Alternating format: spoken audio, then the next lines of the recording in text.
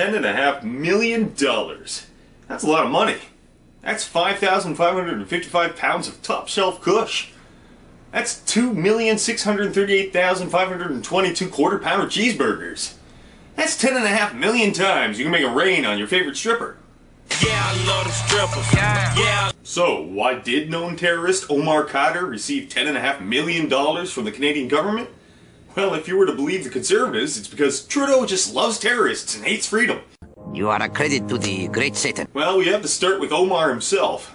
He was born in Toronto in 1986, thus making him an official Canadian citizen, but he spent the majority of his childhood in Pakistan. His father is a known Al-Qaeda operative and was suspected of funding the bombing of the Egyptian embassy in Islamabad back in 1995. He went on a hunger strike and Prime Minister Jean Chrétien intervened and got him off the hook. Everybody remember Chrétien? He didn't even need security, he just strangled a guy.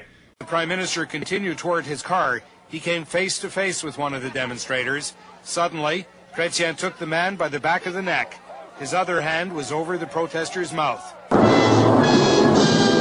1996, the whole family moved to Jalalabad to hang out with bin Laden, and Omar was put in terrorist training camps. Keep in mind, he's 10 years old at this point.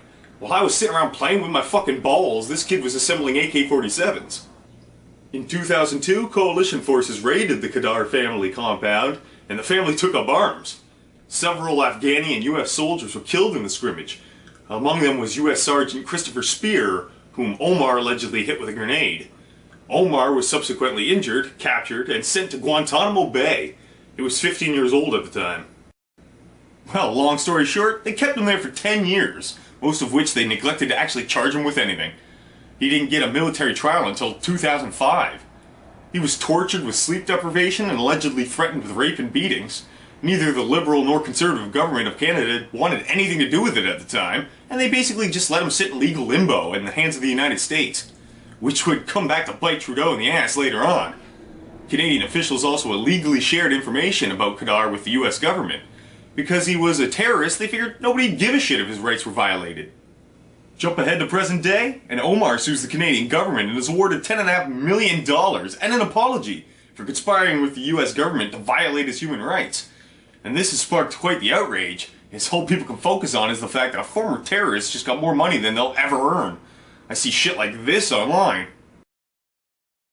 Yeah, see, that's not what happened, though. He allegedly killed an American soldier, and then he was shot 3 times, lost sight in one eye, then was detained and tortured for 10 years. He got $10.5 million from having his rights violated. That's a separate court case from the terrorist charges. And the $45 million he's being sued for by the widow of the soldier he killed. Again, he didn't profit from his crimes. He was punished for his crimes. He was supposed to get 40 years in prison for war crimes, but a pre-trial deal limited his sentence to 8. Plus, you know, the torture and shit. He confessed under duress, and a confession gained under torture is generally too tainted to be admissible. And he was a child soldier. We don't hold children to the same legal standard as an adult. A 15-year-old doesn't know shit. They just do what their parents taught them. Their frontal lobe isn't even fully developed yet. We shouldn't lose track of the fact that this is a human being we're talking about. He didn't profit from his crimes, he paid for them, but he profited from the crime of the government when they were complicit in violating his rights. Now this little political cartoon is a knock at King Cuck Justin Trudeau, but it's as disingenuous as it is unfunny. It was determined by the courts that Omar's rights had been violated, which means he would have won the lawsuit eventually. So it's not untrue that a prolonged legal battle would have cost the taxpayer even more. However, I agree that the amount of $10 million was pretty high.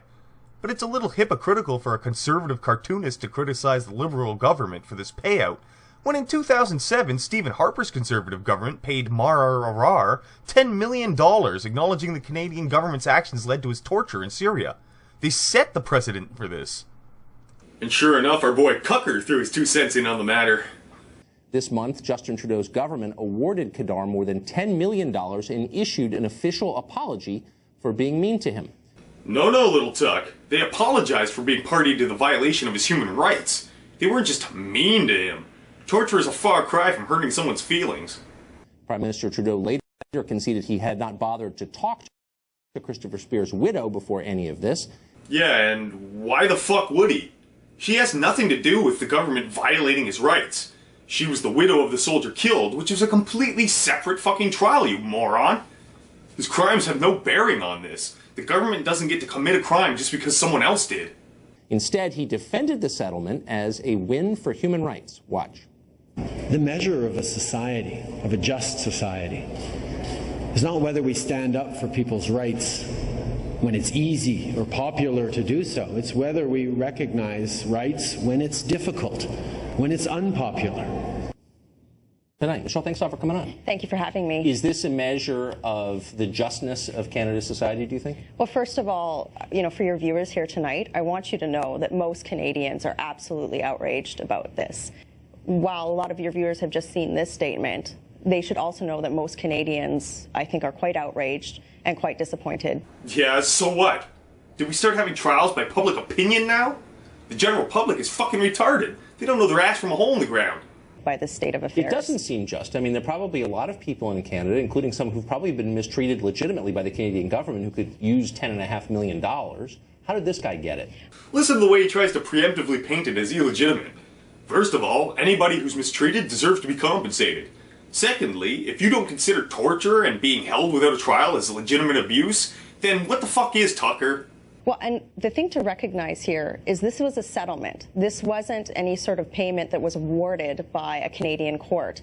This lawsuit that Mr. Khadr had filed was being litigated, and there was no court ruling, right? This was something that the government decided. Well, I gotta stop you right there. The courts ruled that Omar's rights had been violated, so you're wrong.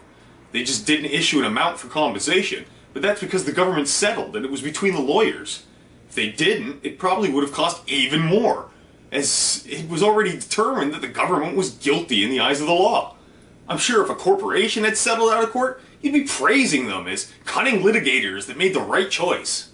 So there's an effort online in Canada to raise money for the family of Christopher Spear, Tabitha Spear, but also for the other soldier who was gravely That's wounded. right. Spearkids.ca. I think that the last time I checked, there was close to $200,000 that had been raised by the Canadian public. And what you have to understand too, that this is not like a partisan political issue. This is something that people who actually voted for this government are going, I'm not comfortable with this.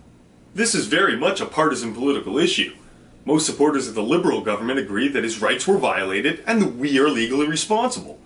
It's mostly conservatives that somehow think that his involvement in terrorism as a kid means we're suddenly not responsible for anything that we did wrong. It'd be like stealing a car because a thief stole your wallet. Just because he committed a crime doesn't mean you're absolved of yours, and you'll both go to jail. You have to understand that Canada values the relationship that we have in terms of our men and women in uniform serving shoulder to shoulder with each other. And I think that there's a lot of people that are just going, how did this happen and why? And again, that's a question for our Prime Minister to answer. Why wouldn't he call the widow of Christopher Spear first? Again, I'm sure that's something that he should answer for. Answer for? Like it's a crime for him to not consult a private citizen who has nothing to do with the settlement at hand. I don't like this conflating of these two separate instances. At no point does the crimes of the accused justify violating their rights, and you can't bring up those crimes later as a defense for those violations. So, although you may disagree with the settlement, I think it's clear that Omar was going to win in the court regardless. There's a lot of emotional appeals going on trying to manipulate the public opinion. Nobody likes a terrorist, but if we allow the government to violate Omar's rights, then we give them carte blanche to violate anybody's rights. And our justice system is built on the idea that people can be reformed, that given a second chance, they can redeem themselves. And with that, I leave you with this. Does it feel like a different person? Do you remember being that person, doing those things?